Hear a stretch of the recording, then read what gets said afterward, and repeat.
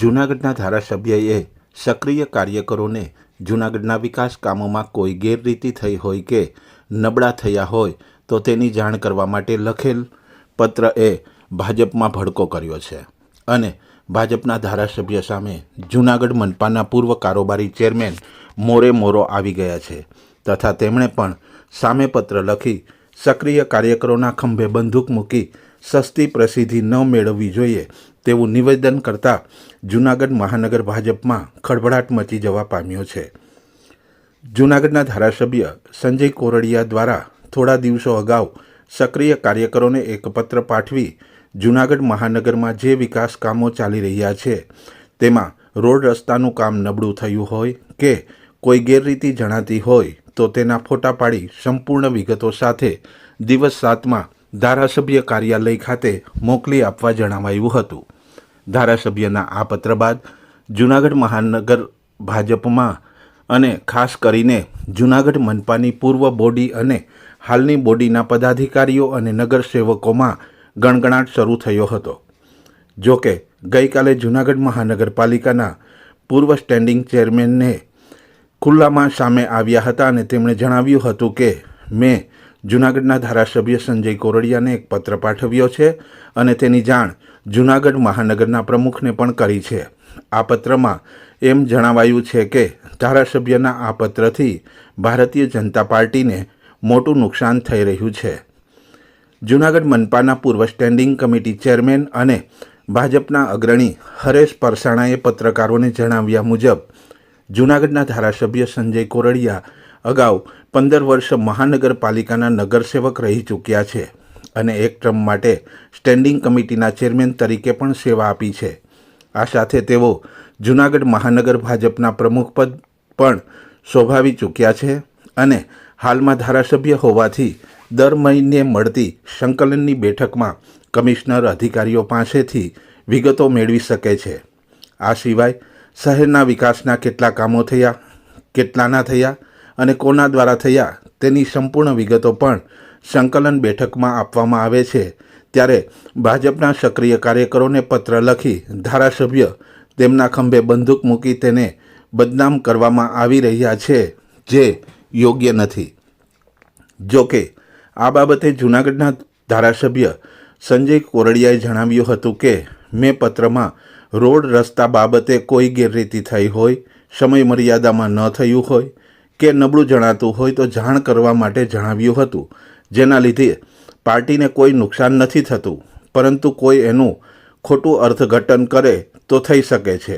બાકી મેં નગરસેવક તરીકે, સ્ટેન્ડિંગ કમિટીના ચેરમેન તરીકે, જૂનાગઢ ભાજપના પ્રમુખ તરીકે અને ધારાસભ્ય તરીકે હોદ્દાની રૂએ જે કામગીરી કરવાની થતી હતી તે સુપેરે નિભાવી છે અને તેનો હિસાબ પણ લોકોને આપ્યો છે અને લોકો પણ બધું જાણે છે।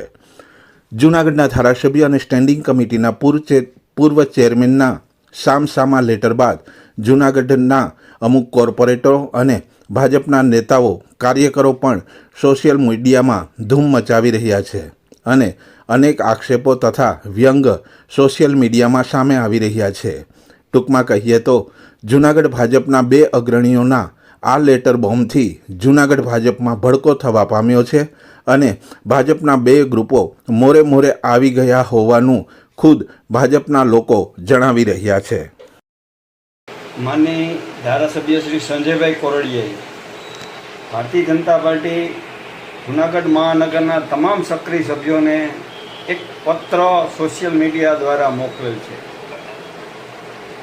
અને એ પત્રમાં એવું હતું કે જૂનાગઢ શહેરમાં છેલ્લા 1.5 વર્ષમાં થયેલા નબળી કામગીરી અને કામની વિગત તમારા વિસ્તારમાંથી મને મોકલો, જેથી કરી અને એમાં એક્શન લઈ શકાય। તો મેં ધારાસભ્યશ્રીને એ જ પત્ર લખ્યો છે કે આપ ધારાસભ્ય 2.5 વર્ષ થયા છો, 15 વર્ષ થયા જૂનાગઢ મહાનગરપાલિકાના કોર્પોરેટર પણ હતા, સ્ટેન્ડિંગ કમિટીના ચેરમેન પણ રહી ચૂક્યા છો અને શહેર ભાજપના પ્રમુખ પણ રહી ચૂક્યા છો અને સાથે સાથે આપ દર મહિને મહાનગરપાલિકામાં કમિશનર તેમજ શાખા અધિકારીઓ સાથે આ વિગત સાથે સંકલનની બેઠક કરો છો, તો જે કામ થયા છે, કોણ કામ કરે છે અને કામની તમામ વિગત આ સંકલનમાં ચર્ચા થાય છે. તો આપની પાસે આવી બધી જ વિગતો ઉપલબ્ધ હોય તો સક્રિય સભ્યોના ખંભે બંદૂક રાખી અને ફોડવાનો મતલબ શું? જો આપણે એક્શન લેવા જ હોય તો પછી આપની પાસે પૂરતી વિગત છે. એ પત્રને જાણ કરતો મેં પત્ર માનની ધારાસભ્યશ્રીને લખ્યો છે.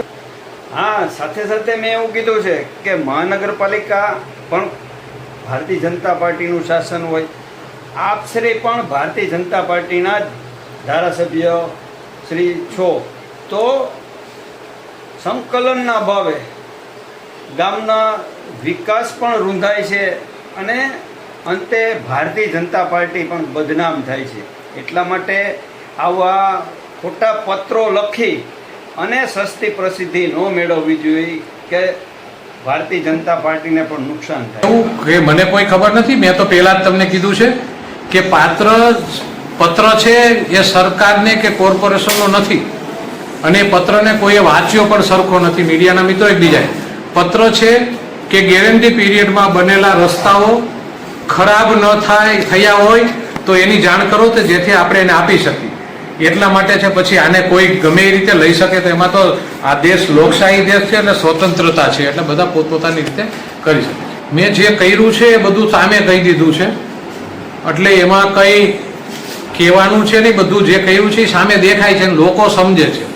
એટલે કોર્પોરેટર હતો ત્યારે કોર્પોરેટરનું કામ કરવાનું હતું, પાર્ટીનો પ્રમુખ હતો તો પાર્ટીનું કામ કરવાનું હતું, સ્ટેન્ડિંગ ચેરમેન હતો ત્યારે સ્ટેન્ડિંગ ચેરમેનનું કામ કર્યું છે. બધો હિસાબ છે જ અને એ અપાય છે અને દર વર્ષે હિસાબ આપવું. હેરિટેજ બિલ્ડિંગો આપણે જોઈએ છીએ. ગર્લ્સ સ્કૂલ જો પહેલાં કેવી હતી આજે કેવી ઊભી કરી છે. આપણું હેરિટેજ પ્રોપર્ટી છે ને સારી. નરસિંહ મહેતા વિદ્યા મંદિર જ્યાં લઘુમતી સમાજના બાળકો ભણે છે, આજે કેટલા કરોડ રૂપિયા રાખીને તમે જોવા જશો તમને એમ લાગશે કે આ બિલ્ડિંગ બનાવે છે. મોહબ્બત મકબરો હોય એને જીવિત કરવાનું કામ કર્યું છે.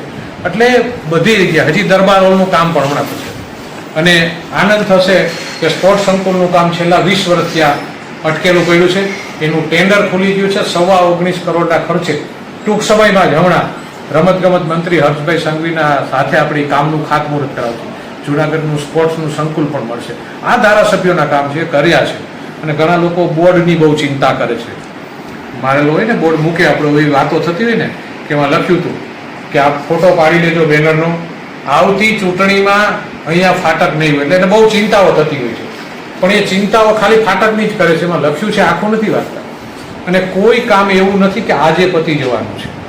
દરેક કામની પદ્ધતિ હોય છે, દરેક કામનો સમય હોય છે. ઘણી વખત ટૂંક સમયને બદલે મોટો સમય પણ હોય છે.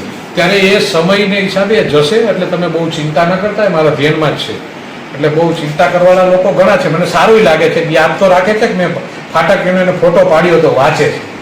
એટલે ફાટકના પ્રશ્નો માટે સંસદ સભ્યશ્રી અને અમે બંને મહેનત કરી રહ્યા છીએ અને એનું ઉત્તમ પરિણામ પણ એ ધીરજ છે અને એમાં લખ્યું છે ને એ સમયે પૂરું થઈ જશે. એમાં બહુ ચિંતાનો વિષય નથી. એટલે છતાં પણ કોઈ પણ કામો અમે કીધા હશે તો પ્રયત્ન અમારા 100% હશે. કામ કદાચ નહીં પણ થાય એટલે એવું નથી કે 100% પૂરું થાય પણ પ્રયત્નો અમે 100% પૂર્ણ કર્યા હશે.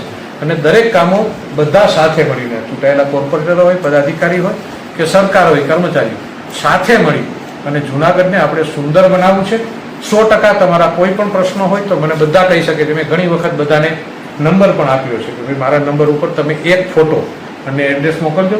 એ આપણે કરવા માટે બધા સાથે મળી અને પ્રયત્નો કરશે અને સારી રીતે આપણે એને કરી શકશું. જો આપ શ્રીને અમારો આ કાર્યક્રમ ગમ્યો હોય તો રંગોલી ગુજરાતી ચેનલને લાઇક અને સબસ્ક્રાઇબ કરવા નમ્ર વિનંતી છે. તે સાથે બેલ આઇકોન ખાસ દબાવશો જેથી આવા જ કાર્યક્રમો આપને સૌથી પહેલાં જોવા મળતા રહે. Thank you for watching rangoli Gujarati channel. આપનો ખૂબ ખૂબ આભાર.